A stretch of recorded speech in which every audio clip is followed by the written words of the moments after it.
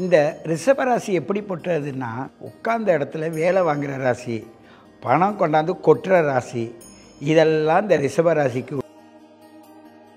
ரிஷபராசி நேயர்கள் சுக்கிரனுடைய ஆதிக்கத்தில் இருப்பதால் போட்ட திட்டத்துக்கு தகுந்தது போல் வராது. மனசு ஒரு பக்கம் வேலை செய்யும். இவங்களுடைய கால நிலை நிர்பந்தம் ஒரு இதில் இருக்கும். இவர்களை இப்பொழுது நீங்கள் என்ன பண்ணுவீங்கன்னா, படின்னு போட்டு காசு வேணும், நான் என்ன பண்ணணுன்னு பார்த்தா உங்களுக்கு நெருக்கடி, குடும்ப நெருக்கடி என்ன பண்ணுன்னா, என்னங்க பொருளாதாரம் வருன்றீங்க, கவனமாக இருங்கன்றீங்க. ஆமாங்க, உங்களை சனி 3ஆம் பார்வையை பார்க்குதுங்க, செவ்வாவோட சேர்ந்த சனி பார்வை பார்க்குதுங்க. அந்த விரையாதிபதியோட செவ்வாவோட கலந்து பார்க்கறதுனால அருமையான இந்த நேரத்தை நம்ம யார் மூலமாக பார்க்க போகிறோன்னா, ரிஷபராசி நேயர்கள் மூலமாக பார்க்க போகிறோம். இந்த ரிஷபராசி எப்படிப்பட்டதுன்னா, பெண் ராசி, பொருள் ராசி, அழகு ராசி, அறிவான ராசி, உத்தமமான ராசி, உட்கார்ந்த இடத்துல வேலை வாங்குகிற ராசி, பணம் கொண்டாந்து கொட்டுற ராசி. இதெல்லாம் இந்த ரிஷபராசிக்கு உள்ள ஒரு மகிமை. அது அந்த மகிமையை, அதாவது பிரபஞ்சத்தில் பார்த்திங்கன்னா 2வது இடம் படிப்பு, குடும்பம், பொருளாதாரம், இதெல்லாம் சொல்கிற இடம் அது. அப்படி இருக்கும்போது ரிஷபராசி நேயர்கள் சுக்கிரனுடைய ஆதிக்கத்தில் இருப்பதால், அந்த சுக்கிர பகவான் இன்று எங்கே இருக்கிறார் என்றால், அவர் சூரியன், சுக்கிரன், புதன் இவர்கள் ஒன்றோடு ஒன்று இணைந்து செல்கிறார்கள். அப்படி ஒன்றோடு ஒன்று இணைந்து செல்லும்போது 3ஆம் இடம், 4ஆம் இடம், 5ஆம் இடம்னு இந்த சில காலங்களாக வரும்போது, இந்த புரட்டாசி மாதத்தில் செல்லும்போது பொருளாதாரம் என்பது போட்ட திட்டத்துக்கு தகுந்தது போல் வராது.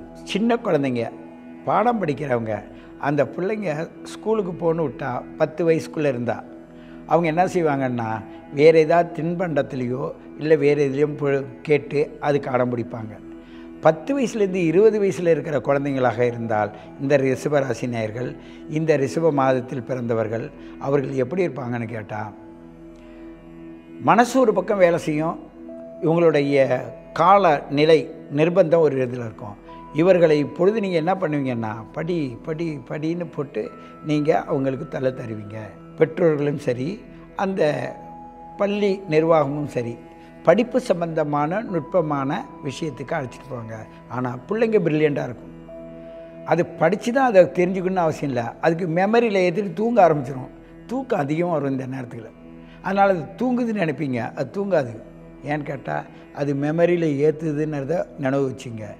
பெரும்பாலும் உங்களோட அறிவுக்கு தகுந்த மாதிரி அந்த 10 to 20 வயசு பிள்ளைங்களை அப்படி இருக்கும் இப்படி இருக்குன்னு கற்பனையால் அவர்களை கண்டித்து கொண்டு வரேன்னு சொல்லிட்டு துன்பத்தில் ஆழ்த்தாதீர்கள்.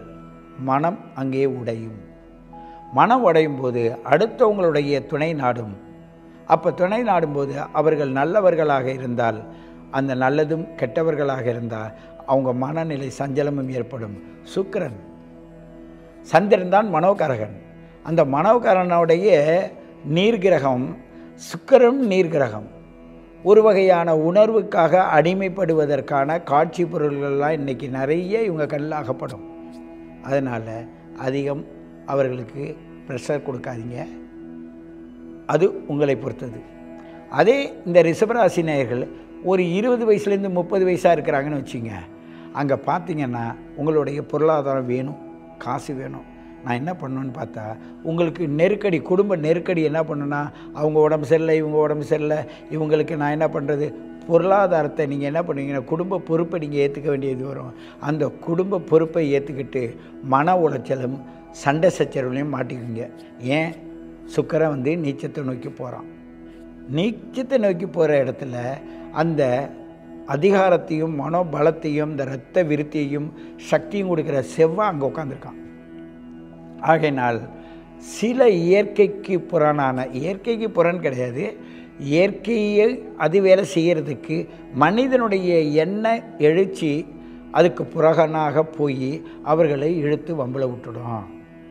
கவனமாக இருக்கணும்.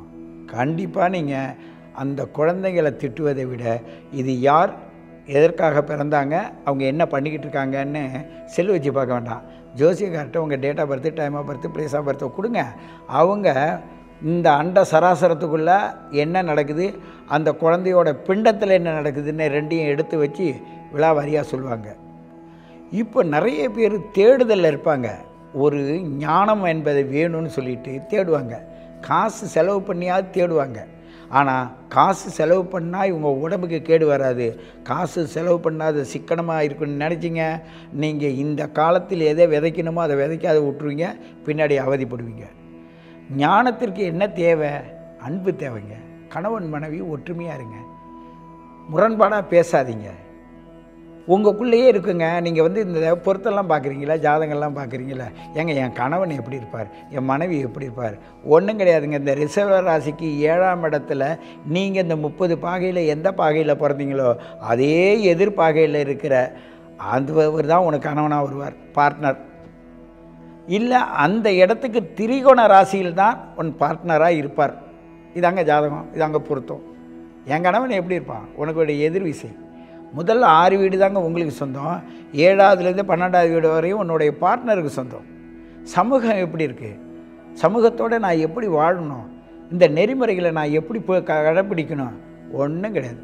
நல்ல அருமையாக இயற்கையாக உங்கள் முன்னோர்கள் செய்த தவப்பயனுக்கு தகுந்தாற்போல் தான் நீங்கள் பிறந்திருப்பீங்க. அதன்படி தான் அது நடக்கும். ஆகையினால் நீங்கள் இந்த ரிஷபராசி நேயர்கள் கவனமாக இருங்கள். என்னங்க பொருளாதாரம் வருன்றீங்க, கவனமாக இருங்கன்றீங்க. ஆமாங்க, உங்களை சனி 3ஆம் பார்வையை பார்க்குதுங்க, செவ்வாயோட சேர்ந்த சனி பார்வை பார்க்குதுங்க. 12ஆம் அதிபதியை கர்மாதிபதியும் தர்ம கர்மாதிபதினு சொல்லக்கூடிய 7, 8, 9க்கு மொத்தம் தர்ம கர்மாதிபதி சனி பகவான். அவர் தர்மத்தையும் சொல்லி தராரு, கர்மத்தையும் சொல்லி தராரு. 3ஆம் பார்வையாக ரிஷபத்தை பார்க்குது. அது எப்படி பார்க்குது? அவரோட பார்க்கல, அந்த விரையாதிபதியோட செவ்வாவோட கலந்து பார்க்கறதுனால கவனமாக இருங்க. கைகாலில் அடிபடும், பத்திரமா இருங்க. வாய்ச்சொல் ரொம்ப கவனம் தேவை. உங்கள் தேடுதல் சரியான வழியில் இருக்கணும். பேசிக்கிட்டே போய் எங்கேயாவது மோதிக்கிட்டு நிற்பீங்க. அறிவு ஒரு பக்கம் வேலை செய்யும், கால் ஒரு பக்கம் வேலை செய்யும். கவனமாக இருங்க. கவனமாக இருக்க வேண்டும் என்று கேட்டுக்கொண்டு இந்த தரிசனம் அன்பு நேயர்களை வணங்கி மகிழ்வது உங்கள் சித்தயோகி பேரம்பலவாணன்.